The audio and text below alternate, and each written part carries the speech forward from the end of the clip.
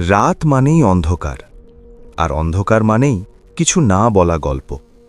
আজকের গল্পটা কোনো সিনেমার কল্পনা না, কোনো বইয়ের পাতাও না। এই গল্পটা সেই সব মানুষের মুখে মুখে ঘোরা যারা আজ আর কথা বলে না।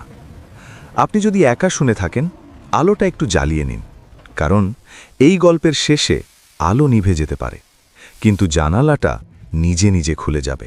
শীতের রাত, সময় প্রায় 11:45। শহরের শেষ ট্রেনটা প্ল্যাটফর্মে এসে থামল। যাত্রী খুব বেশি না, 4-5 জন। আমি তখন নতুন চাকরি, প্রতিদিনের মতো বাড়ি ফিরছি। স্টেশনের নামটা আজও মনে আছে, মাধবপুর জংশন। ট্রেনে উঠেই জানালার পাশে বসলাম। হঠাৎ লক্ষ্য করলাম এক মেয়ে শেষ বগিতে উঠল।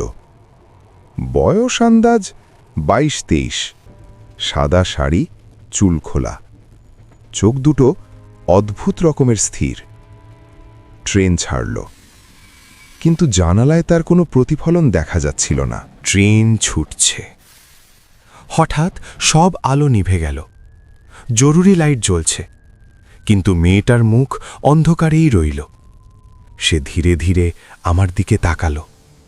সে বলল, আপনি কি জানেন এই ট্রেনটা শেষ কোথায় থামে? আমি উত্তর দেবার আগেই সে আবার বলল, আমি জানি, কিন্তু কেউ বিশ্বাস করে না। তার কণ্ঠে কোনো আবেগ ছিল না, শুধু ঠান্ডা, ভয়ঙ্কর ঠান্ডা। ট্রেন থামল। একটা পরিত্যক্ত স্টেশন, নামফলক ঝুলছে, শ্যামলপুর।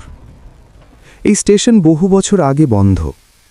মেয়েটা নামার সময় আমার দিকে তাকিয়ে বলল, আপনি যদি নামেন ফিরতে পারবেন না। আমি নামলাম না। জানালা দিয়ে দেখলাম একটা ভাঙা বাড়ি, আর সেই বাড়ির দরজায় দাঁড়িয়ে আছে আর একটা আমি। বহু বছর কেটে গেছে, আমি আর কখনো রাতের ট্রেনে উঠিনি। কিন্তু আজ এই গল্প বলার সময় আমার ঘরের জানালায় কেউ টোকা দিচ্ছে। কাঁচের ওপারে একটা হাত, সাদা শাড়ির আঁচল বাতাসে দুলছে, আর জানালায় রক্ত দিয়ে লেখা, সাক্ষী তুমি, এবার খুলে দাও।